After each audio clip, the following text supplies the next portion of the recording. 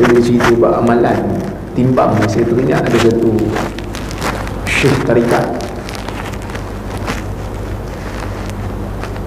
ada video dekat YouTube. Dia ni digelar oleh pengikut dia sebagai Sultanul Awliya, sultan bagi segala wali-wali Tuhan.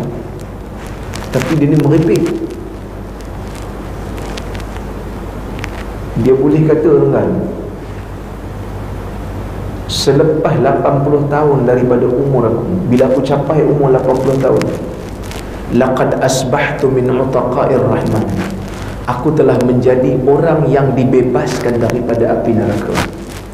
Sehingga kan malaikat di kiri aku tidak menulis apa-apa amalan, hanya malaikat di belah kanan menulis amal baik aku.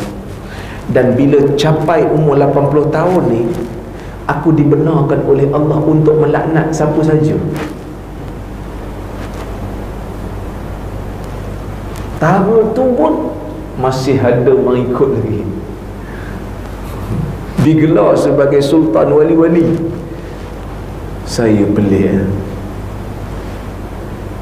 saya pelik kerana tidak ada dalil yang mengatakan bila satu orang dah capai tahap wali maka malaikat berhenti menulis amalan dia. Tak pernah ditunjuk oleh Nabi, dan Nabi sendiri sampai akhir hayat dia Nabi solat.